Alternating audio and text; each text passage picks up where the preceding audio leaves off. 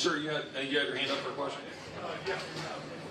Responses to the Colorado Supreme Court taking Trump off the ballot. Oh yeah. So I think most of you heard Colorado that there were, I guess, 6 Republican voters that filed a lawsuit saying that Trump should be off the ballot because his candidacy violates the 14th Amendment, which was done after the Civil War to basically disable anybody from running who had, quote, participated in rebellion or insurrection. And what they're saying is kind of the whole January 6th makes Trump, so basically this goes up. But there's not been any trial or any guilty finding. They're just saying this from the Colorado Supreme Court. So that's a very dangerous precedent to say that a partisan court can just take somebody off the ballot. You know, it's one thing if somebody had been criminally convicted of those offenses, well then they could just apply the conviction. That has not happened in this case, and my fear is that Democrat states are going to go and move on this ground to do. Can Republicans, can we just go in and say, you know, take Biden off the ballot? He let in 8 million people illegally into this country.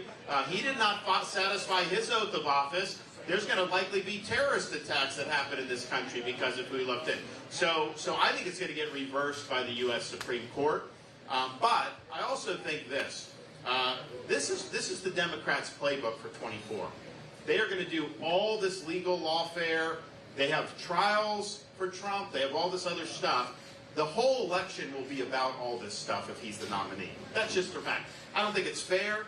I don't think these guys are on the up and up. I think it's politically motivated. I think they are abusing their power. But we win when we make the election about the American people. We win when we hold Biden accountable for his failures.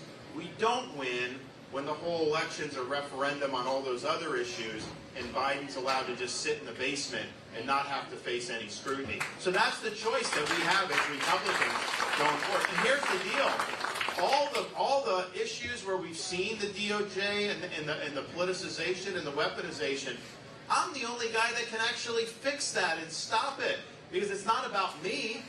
It's about restoring the Constitution and restoring a single standard of justice and protecting you from the abuses of government. I don't think you can be successful and go in if what you're doing is all about your personal retribution. That's just not going to work. That's not how the founders conceived of the presidency.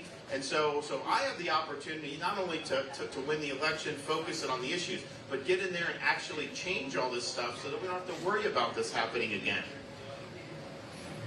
Yes.